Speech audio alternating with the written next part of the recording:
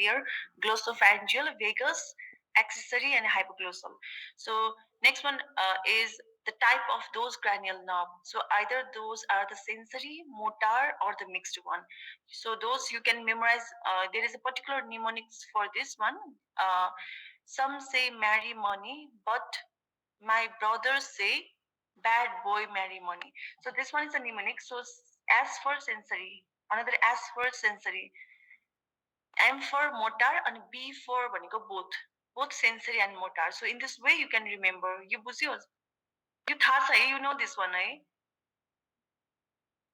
So are you hearing the mnemonics for the first time, or you have already heard about this? थाहा छ, ma'am. Okay, so then I'll skip this one, eh? Now next one is each cranial nerve has got the two origin. One is known as a nuclear origin. Nuclear origin means it is mainly present within the brain, and that may be a motor nucleus or maybe a sensory nucleus. Next one is a superficial origin. Now, how this cranial nerve will come out from the brain? So, when you are reading the brain stem, on the surface of the brain stem, I think you have seen the various cranial nerve there that are attached to the brain stem. So that is known as the superficial origin. Now you can see over here. See this one, the first and the second cranial nerve. This one is the So this one is the first and the second cranial nerve. Second cranial nerve, first cranial nerve छैन है, olfactory. Next one is the optic. So this cranial nerve are mainly attached to the forebrain. Next one. Next one is the third cranial nerve. So can you see the third cranial nerve? This is the third cranial nerve and the fourth cranial nerve that is attached to the midbrain. Next, the fifth cranial nerve is arising from the ventral surface of the bones. Now, next one is the 6, 7, 8 are attached to the pontomedullary junction. So they will arise from the pontomedullary junction. They will come out from the brain from the pontomedullary junction. Now, the remaining one, 8, 9, 10, 11, 12, they all are attached to the medulla oblongata. So this attachment, the cranial nerve attachment, the superficial origin, you have already learned in the brainstem, in the midbrain, midbrain bones, and the medulla oblongata. So these are the overall superficial attachment. Now, when you see all the cranial nerve will arise from or they will come out from the ventral surface of the brainstem. But can you trace the trochlear nerve? This one is the fourth cranial nerve that is known as the trochlea. The trochlear cranial nerve will arise from the dorsal surface of the brainstem. So this is only the nerve which will arise from the dorsal surface, and that may come in your MCQ. Okay, which of the following cranial nerve will arise from the dorsal surface of the brainstem? The next one is how the motor nuclei and the sensory nuclei, those are formed and how they are differentiated. So you can see over here, this is known as the neurulation. The formation of the neural tube is known as the neurulation. Now, initially, when you see the neural tube will consist of the single layer of the tall columnar cell. Now, can you compare this diagram with the B1? You can see over here, this tall columnar neuroepithelial cell will get proliferated and form the pseudostate fat epithelium. Later on, this cell will again get proliferated and form the three distinct layer. Now, in this way, the three distinct layer of the neural tube is formed. Now, what are the name of those three layer? The inner is known as the ependymal layer. The outer is known as the mantle layer, and this one is known as the marginal layer. Is it clear, this one? So this one is the ependymal, mantle, and this is known as the marginal layer, marginal zone. Now see this one, this is the same diagram. This is known as the ependymal. This one is known as the mantle, and this is known as the marginal. Now what is happening over here? On the lateral side of the central canal or on the inner aspect of the ependymal layer, you can see some group. This one is known as the sulcus limitans. Now this sulcus limitans will appear, and next thing what will happen over there is the mantle zone. This mantle zone will get multiplied or it will get proliferated and form such a bulge anteriorly and posteriorly. This one is the bulge. This is known as the basal plate, and this is known as the alar plate. and this is known as the roof plate, and this is known as the floor plate. Now this thing you'll be reading this one in the development of CNS. I think development of CNS is over. Voice okay, no? Voice okay, ma'am. Okay. This one पढे कि पढेन?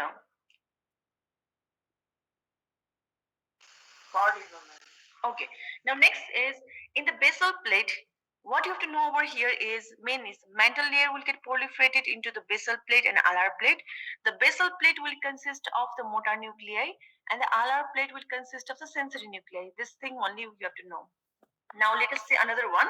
So this one is the floor of the fourth ventricle. Now over here, can you see this one is the sulcus limiting? You see more, eh? Your roof plate nahi aba separate bako. Okay? So this one is the sulcus limiting. This one is the basal plate, which consists of the motor nuclei, and this is the alar plate, which consists of the sensory nuclei. Now, how many nuclei are there in the motor area? So over here we have the three, and over here we have the four nuclei. Now see, near the sulcus limiting, near sulcus limiting ko najikma, we have got the visceral part. So this is known as the general visceral efferent. Same thing. We also have the general visceral afferent because this is a sensory. Sensory हुने बित्तिकै के भयो? Afferent हुन गयो. And motor हुने बित्तिकै efferent. Now away from the sulcus limiting, we have got the special sense visceral. I'll repeat once again. Near to the sulcus limiting, mainly the visceral component is there. So mainly you just you can remember this functional component in this way also.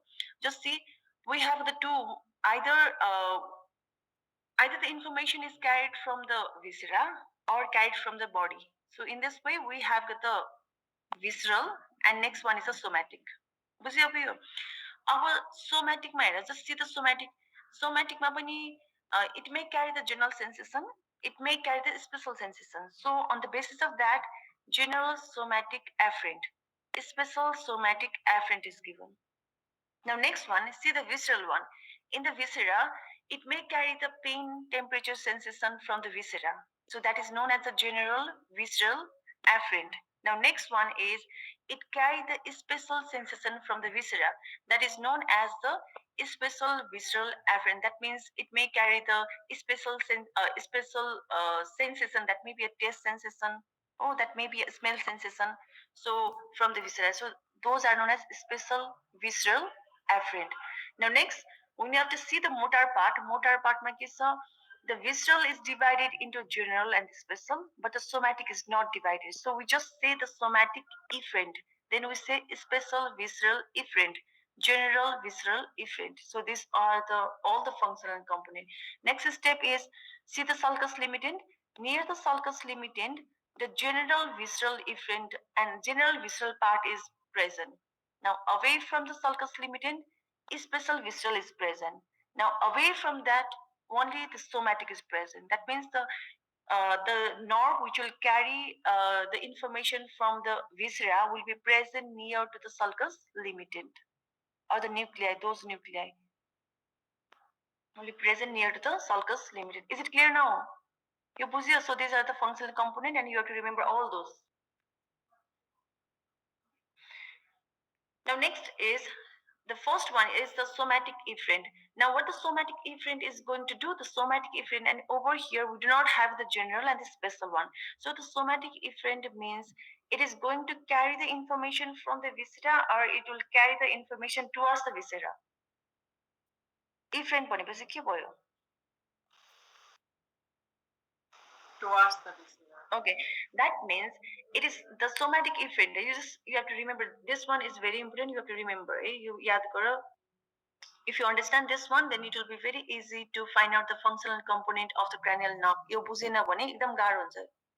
अब somatic efferent भएर somatic efferent means those cranial nerve will have the functional component as somatic efferent if those cranial nerve will innervate, or those cranial nerve will supply the muscle of the organ developed from the surface ectoderm or somatic origin. Just see this one. So it mainly supplied the muscle, skeletal muscle of the somatic origin. That means upper limb and lower limb मा पनि skeletal muscle हुन्छ, but those are supplied by the spinal nerve. So we do not have to talk about the functional component of those things. Mainly this functional component, mainly we are talking about the cranial nerve. And you see, we have to search those cranial nerve which is supplying the skeletal muscle of somatic origin. भनेपछि कहाँनिर हुन्छ हाम्रो फेसमा, which area, which part is having the skeletal muscle of the somatic origin? कुनमा हुन्छ skeletal muscle?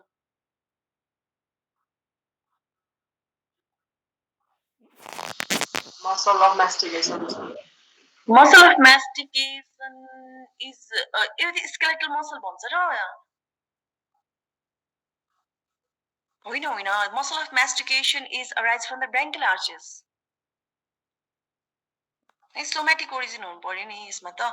Let's see. So that means the eye, the muscle of the eye, that means extraocular muscle of the eye. Oh, next one is the tongue. Tongue is also the skeletal muscle. Tongue skeletal muscle भनेर पढेको छ नि हैन?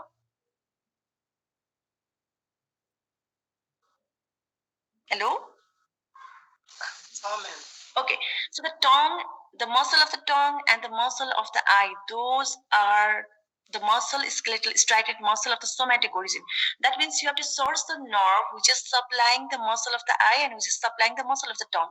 So you just say, our somatic efferent ma, the cranial nerve 3, the cranial nerve 4, the cranial nerve 6. The 3, 4, 6 are supplying the muscle of eye, extraocular muscle of the eye. Next one is the hypoglossal nuclei, hypoglossal nucleus of the hypoglossal nerve that is supplying the muscle of the tongue.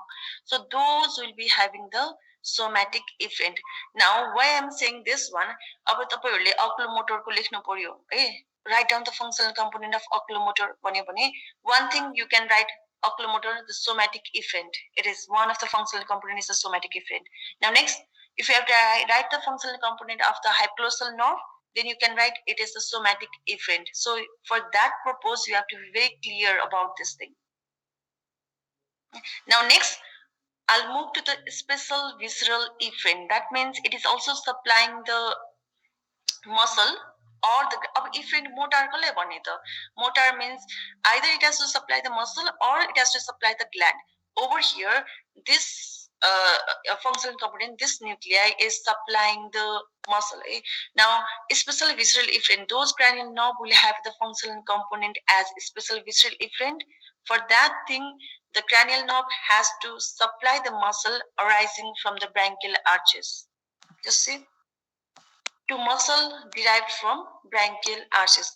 Now, out of 6 branchial arches, the first branchial arches is first the muscle. Can you name the muscle arising from the first branchial arches? First branchial arch but आउने muscle के हो? Muscles of mastication. So muscle of mastication, and the trigeminal nerve is going to supply for this one. Now next, we have the facial muscle, second branchial arch, facial muscle. The facial nerve will innervate those one. Next, we have the third branchial arch, which will from where the stylophalangeal muscle will arise, that is supplied by the glossopharyngeal nerve. Next, we have the fourth pharyngeal arch. From there, the muscle of the pharynx will arise from both fourth and fifth. Fourth and sixth, because fifth is going to disappear. So from the fourth and sixth, muscle of the larynx and the pharynx is going to arise, and those are innervated by the 10 and the 11 cranial nerve. So all those will be having the functional component as special visceral efferent. So we have the 5, 7, and 9, 10, 11 is combinedly known as the nucleus ambiguous, which may come in your MCQ. Which of the following, the component or the nucleus ambiguous is formed by which of the following cranial nerve? The 9, 10, 11 is combinedly known as nucleus ambiguous. Now next one, I'll move to the another one that is known as the general visceral efferent. Now general visceral efferent, this is going to supply this is going to give, or this will give the preganglionic parasympathetic outflow. See, which cranial nerve will give the preganglionic parasympathetic outflow? Which was cranial nerve?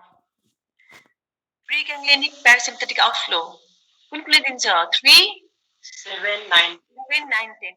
So three. For the three, we have the special nucleus, Edinger-Westphal nucleus. Now seven, we have the in suprasalivary nucleus. Then for the glossopharyngeal, we have the infrasalivary nucleus. Next, we have the dorsal nucleus of the vagus. Those will give the preganglionic parasympathetic outflow. So 3, 7, 9, 10 will have the functional component as general, visceral, efferent. Now, motor part is finished. We'll move on to the sensory one. Just see the sensory one. We have the general visceral afferent, and next one is the special visceral afferent. Now, just focus on the general visceral afferent. Our general visceral afferent, this is going to, this is carrying the general sensation from the viscera. It is carrying the general sensation from the viscera. So, general sensation from the viscera. This one is carrying the general sensation from the viscera.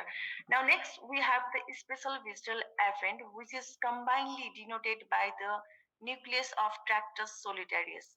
Nucleus of tractus solitarius the 7, 9, 10 is known as a 910 misspoke, right? So 7, 9, 10 is combinedly known as a nucleus of tractus solitarius. Now, don't get confused over here. GVA and SVA is combinedly represented by the nucleus of tractus solitarius. First, I'll explain the special one. So, SVA it is going to carry the special sensation from the viscera. So, special sensation from the viscera but carry गर्ने भनेको one मात्रै tongue. Oh, so it is going to carry the taste sensation from the tongue. Now, can you recall those nerve which is carrying the taste sensation from the tongue? Kikito, 7, facial, then glossopharyngeal and vagus. 7, 9, 10. Those that is known as the nucleus of tractus solitarius.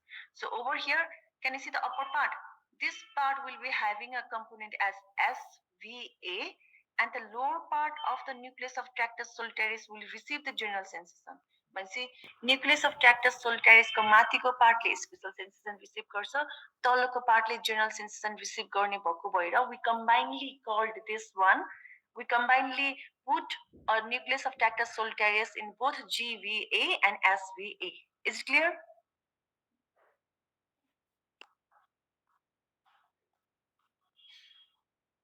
Hello?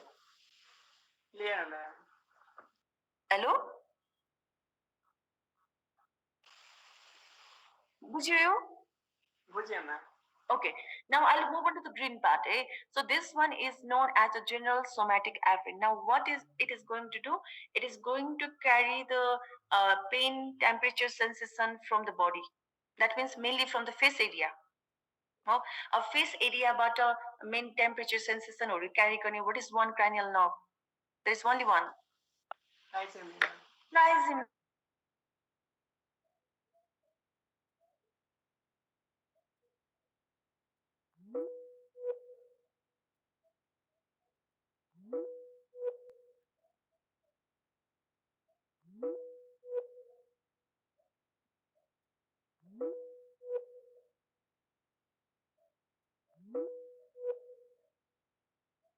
Special sensation around the. So what are the special sense organ? We have the vision, we have the olfactory, we have the taste sensation, and next one is hearing. Oh, so out of all those, the tongue over here, the taste sensation belong to this part, nucleus of tractus solitarius. So whenever you will be reading, whenever you will be reading the this one, the taste sensation. Oh, so those will be having the functional component as SVA. Now next one is the smell. The smell, the nose, that means the olfactory cranial nerve will be related to the special visceral afferent because it has got a close relation with the taste. That's why we keep this one in this part. Now our remaining key भयो, hearing, the vestibulocochlear, and next one is the optic. So the vision and the vestibulocochlear will be having the special somatic afferent. You बुझ्यो? Is it clear this one? Or repeat गरिदिनु पर्छ यो? Repeat गर्नुपर्छ ma'am. Okay. So special sensation we have the optic nerve. Oh, optic nerve. Next one is the vestibulocochlear, which is mainly related with the hearing. And next one we have the test sensation. Test sensation is carried by the 7, 9 and 10. Next one is the olfactory smell. भयो यो cranial nerve यति त बुझ्यो नि हैन. Now when you have to talk about the first cranial nerve olfactory, the olfactory smell is related with the taste sensation. It is closely related with the taste part. That's why अब त्यही भएर हामीले smell and the taste, those cranial nerve which is related with the smell and the taste will be having as a special visceral afferent. So when you have to say the functional component of the olfactory, you cannot say this one is the special somatic afferent, but you have to say it is a special visceral afferent because the smell is related with the taste. Our taste को तो भइहाल्यो, the 7, 9, 10 nucleus of Tractus solitarius is special visceral afferent. But next one, our optic is the second cranial nerve. The optic second cranial nerve is carrying is mainly related with the vision. So this one is having a functional component as special somatic afferent. Next one, the vestibulocochlear, that is the hearing. It is also carrying the special sensation. So this is a special somatic afferent. बुझ्यो अब यो?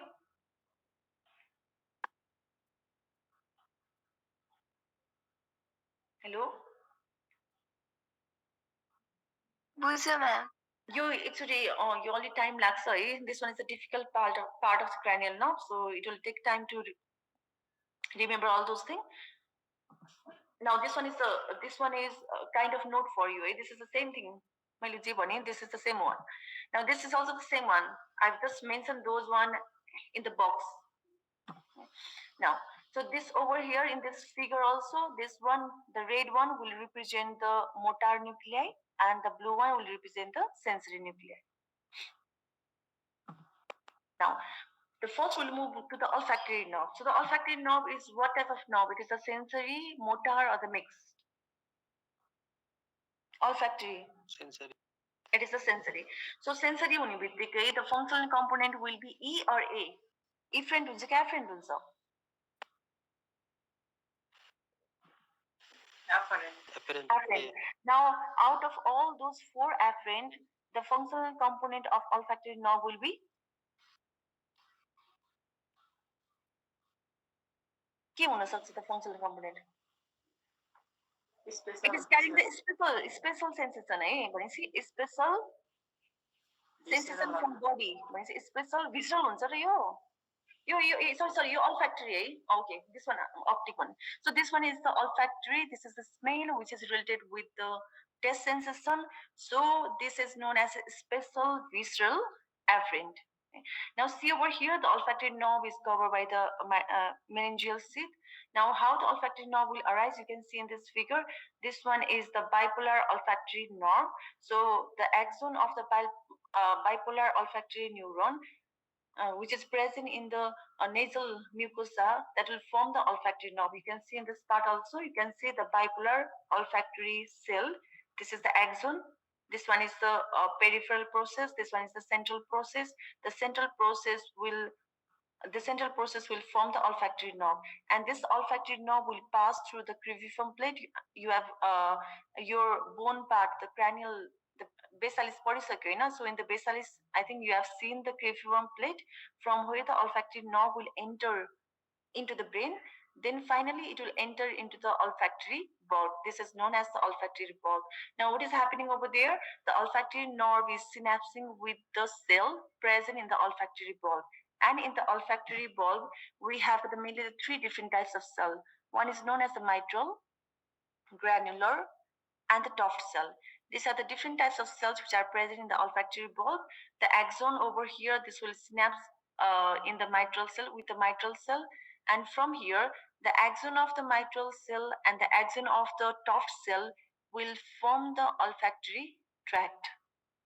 So what you have to remember is you have to remember the olfactory nerve. The olfactory nerve will form the olfactory bulb. Then from the olfactory bulb, we have the olfactory tract. So after the formation of the olfactory tract, you can see This one is the olfactory pathway. We have the olfactory nerve, olfactory bulb, olfactory tract. Then olfactory tract is further divided into three different parts: medial olfactory stria, intermediate olfactory stria, and the lateral olfactory stria. I'll show you this one in this figure. Okay, figure. Okay. Now just see.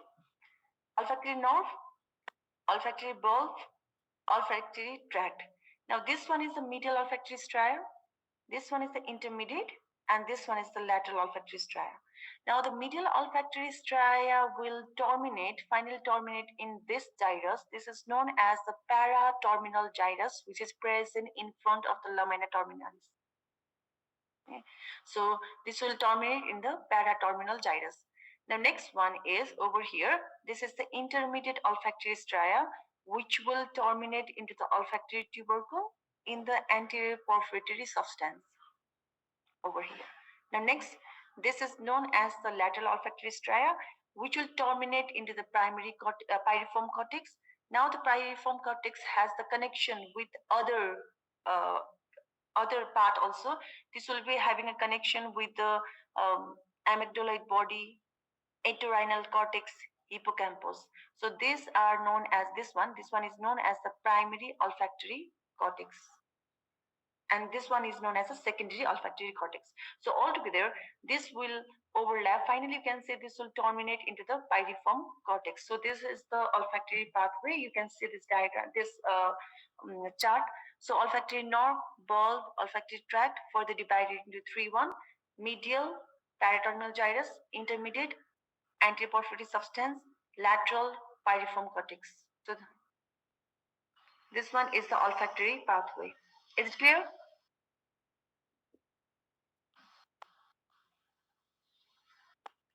Hello? Clear, Sama. Okay. So shall I move to the next slide then? You have to remember the olfactory pathway. You yaad karo. Now next one is the applied anatomy. You know anosmia, the loss of the sense of the smell. Next, the cause may be common cold. It may be a fracture that is affecting the anterior cranial fossa, which will be involving the cribriform plate. Next, we may have the tumor in the cerebrum. Our clinical test गर्ने भने you ask the patient to smell common odor like peppermint, garlic, and clove. You general so I'll skip. Next one is the optic nerve. So the optic nerve is the second cranial nerve. It is the sensory one or the motor one? Sensory. Sensory. Now, can you recall the functional component of the optic nerve? Optic nerve is mainly related with the special one, special sensation. That means the functional component के हो इसको? Special somatic afferent. Good. It is having the afferent. It is a sensory one. It is carrying the special sensation. So from the body, so special somatic afferent. That is the functional component of optic nerve. Now the origin is, just see over here, these are the layer of the retina. So over here we have the rod and cone. This is the bipolar cell layer. This one is the ganglionic cell layer. Now the axon of the ganglionic cell of the retina will form the optic nerve, and this optic nerve will exit out from the eyeball. It will enter into the cranial cavity through the optic foramen. Well, see, it is initially present in the orbit. From the orbit, it will enter into the middle cranial fossa through the optic foramen. Optic foramen त देखिसक्नुभयो है बोनमा. Now, finally, it will end by forming a optic chiasma. This is the optic nerve. Now, there is one peculiarity of the optic nerve. The optic nerve is not the cranial nerve. It is not a peripheral nerve, but it is the prolongation of the white matter. Also, it is a part of the central nervous system. Peripheral nerve mainly. Next one is as it is not the peripheral nerve, the myelination of the optic nerve is mainly done by the oligodendrocytes. It is covered by the three meninges because it is a part of the central nervous system. So brain ma jati नै meninges haru cha त्यो meninges le ni these are covered by the three meninges. So as it is covered by the three meninges, you also have the subarachnoid space over here. Space pani huncha, and it is likely to undergo the atrophy in a prolonged increase of the cerebrospinal fluid pressure. So whenever you have the increased CSF or increased cranial pressure, then it may go it may atrophy. Next peculiarity is it is devoid of the neurolemma. That's why if it is damaged once, then it is very difficult to regenerate. It cannot be regenerated. Next is visual pathway. So the visual pathway, the first we have got the retina but we have the optic nerve, then we have the optic chiasma, then we have the optic tract. The optic tract over here we have the lateral geniculate body, the lateral geniculate nucleus of the thalamus. Now from there, one radiation will go outward and posteriorly, that is known as the optic radiation, and finally end into the primary visual area number 17, present in the occipital lobe. So this is the visual pathway, and you have to remember this one. Your visual pathway, bujhyo?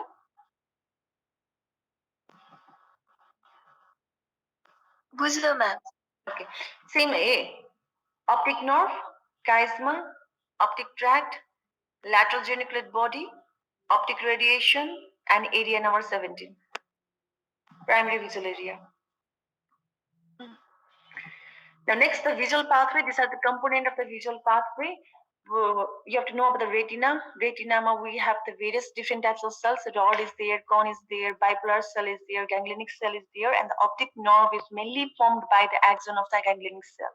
Now, we have the optic nerve, optic chiasma, optic tract, lateral geniculate body, optic radiation, and the visual area. So these are the component of the visual pathway. So in the visual pathway, we mainly have the three different set of the neuron. So the first set of the neuron is formed by the bipolar cells. So this is the bipolar cells which will form the first order neuron. This will receive the impulse from the rod and cone, and this will synapse those impulses with the, this will transmit those impulses to the ganglionic cell. Next is the second order neuron, which is formed by the ganglionic cell, and this ganglionic cell, the axon of the ganglionic cell will form the optic nerve. Now, our optic nerve plus the optic chiasma, then optic tract. Then the third order neuron will be formed by lateral geniculate body, or the lateral geniculate nucleus of the thalamus will form the third order neuron. Now next, another important thing you have to know about the visual reflex. There are the two different types of reflex. One is the pupillary light reflex. Next one is known as the accommodation reflex. एकछिनमा तपाईँहरूको attendance download गर्छु है.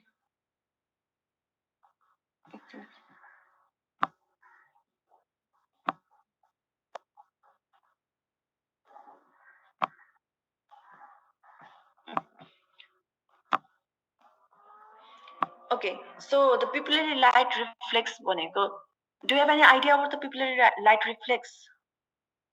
फिजियोलोजीमा cover भयो the pupillary light reflex?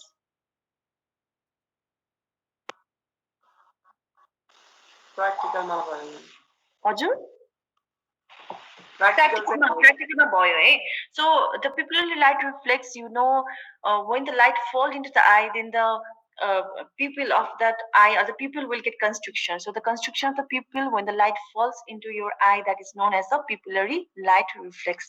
Now the pupillary light reflex means you know about the direct and the consensual. थाहा छ होला, you know this one. What do you mean by the direct and what do you mean by the consensual light reflex?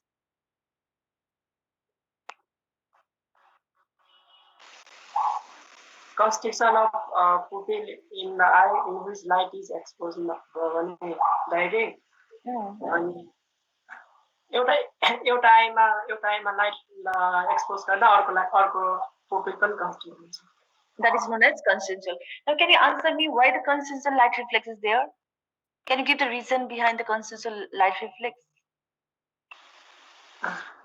First order neuron चाहिँ pretectal nucleusमा terminate हुन्छ, त्यहाँबाट second order neuron both are first order भन्ने हो. First order त होइन होला नि, मैले त first order त first order नभन. Pretectal nucleus has got the bilateral connection with the Edinger-Westphal nucleus. होइन? Okay, you know about the direct and consensual. So the direct means in which the light fall, if the pupil of that particular eye will get constrict, that is known as the direct. But when you expose a light into in one eye, and when you see the pupil of the opposite eye, then the pupil of the opposite eye will get constrict. That is known as the conjunctival light reflex. Now see why this pupillary light reflex is happening. What is the path for the direct and the conjunctival? Now I'll just trace those pathway. Just see over here. Now from the retina, there will be the optic nerve, then optic chiasma, then optic tract. So the information will pass from the retina into the optic nerve, then into the optic chiasma, then into the optic tract. Now this from the optic tract, अघि हाम्रो के थियो भिजनमा visual पाथवेमा के थियो the information is finally terminate in not finally it will terminate the axon this one will terminate into the lateral geniculate body, but in the pupillary light reflex the information from the optic tract, so from the optic tract over here this will terminate into the pretectal nucleus in the midbrain. Now from there it will terminate another order of neuron will terminate into the Edinger Westphal nucleus. Okay, तिमीले फर्स्टहरु भन्यो ठिकै छ यहाँ. So or Edinger Westphal nucleus.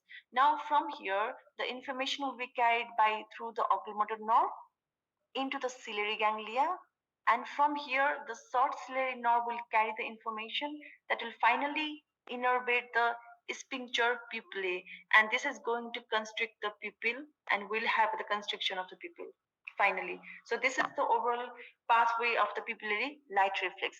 That means when the light is fall on this eye, then the information is carried by the retina, from the retina through the optic nerve, optic chiasma, optic tract into the pretectal nucleus, into Edinger-Westphal nucleus, oculomotor nerve, ciliary ganglia, short ciliary nerve, and sphincter pupillae. In this way, there is the connection. This is the flow or the pathway of the direct consensual, direct reflex, pupillary reflex. Is it clear this one? बुझ्यो यो? Hello? Now next, what will happen in the consensual? अब consensual में के हुन्छ? So if you expose a light to this eye, then the information will be carried from the retina into the optic nerve, optic chiasma, optic tract, then into the pretectal nucleus. Now can you see the bilateral connection of the left pretectal nucleus into the Edinger-Westphal nucleus? Can you see the bilateral connection? So due to this bilateral connection, the information will be carried to the another Edinger-Westphal nucleus, then carried by the carried by the right oculomotor nerve into the ciliary ganglia, optic, then short ciliary nerve, the sphincter pupillae of the right eye. Then we'll have the constriction of the pupil in the right side also. So this is mainly due to the bilateral connection of the pretectal nucleus with the Edinger-Westphal nucleus. This is the pupillary light reflex consensual. You बुझ्यो?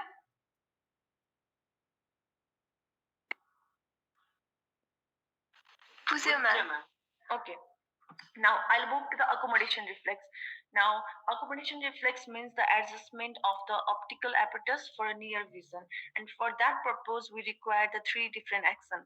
One, the eye has to be converse, and for the conversion of the eye, the muscles, mainly the medial rectus muscle, has to contract. Next one, the pupil has to constrict so that more light will not be allowed to our eye, and next is the thickening of lens for the accommodation, or in order to change the refractive index the lens has to be thickened. So all those action has to be occur for the accommodation reflex. अब यो सबै action गर्नको लागि this is the pathway. Now I'll tell you one. Now in this diagram, this part, the left one is showing the pupillary reflex and the right one is showing the accommodation reflex. So first we'll just focus on the accommodation reflex. Now from here, the retina for the near vision, so over here from the information from the retina will pass to the optic nerve, then optic chiasma, then optic tract, then lateral geniculate body, then optic radiation of the visual area. Now from the visual area, the information will be transmitted to the oculomotor nucleus. Oculomotor nucleus, both motor and the Edinger-Ospal nucleus, both. Now from there, the information will pass through the oculomotor nerve into the ciliary ganglia, short ciliary nerve. It will innervate the sphincter pupillae. Now, if the sphincter pupillae will be innervated, it will cause the constriction. Now, next muscle, it will also activate the ciliary muscle. So, what is the function of the ciliary muscle?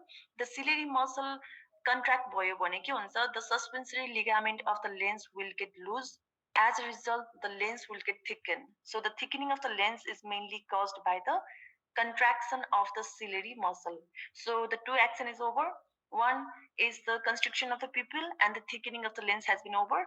Now next one is the deviation, medial deviation of the eye. So medial deviation of eye हुनको लागि, can you see the medial rectus muscle? This is the medial rectus muscle. The medial rectus muscle has to be innervated, and this is innervated by the oculomotor nerve. Oculomotor nerve is innervating the medial rectus muscle. So the same nerve is innervating the medial rectus muscle. Now this will cause the medial deviation of the eye. Now altogether, all this thing will happen, and the accommodation will occur. Accommodation for near vision. So this is the accommodation reflex. Now, if you compare the two different things, if you compare the pupillary light reflex and the accommodation reflex, you can see in the pupillary light reflex, the pretectal nucleus is involved. But in the accommodation reflex, mainly the motor nucleus of the oculomotor and the Edinger-Ospal nucleus of the oculomotor is involved, not the pretectal involved. Hey, this thing, you could yaad. Is it clear? Accommodation reflex? बुझ्यो? बुझ्यो ma'am. Now, next thing, what you have to know, you have to know is ARP and PRA. So I've given here in a short form, accommodation reflex is present, pupillary reflex in absent. So in the case in case of the damage of the pretectal nucleus, the light reflex is disappear because the pretectal nucleus is damaged. Pretectal nucleus damaged भएपछि when you expose the light to any eye, then the pupil will not get constrict because the pretectal nucleus is damaged. So pupillary light reflex is absent, but accommodation reflex is present. Accommodation reflex is present matlab the eye or the pupil will get constrict for during the accommodation. So the pupil constriction during accommodation is present, but pupillary light reflex is absent whenever you will have the damage of the pretectal nucleus. यो बुझ्यो यो भनेको?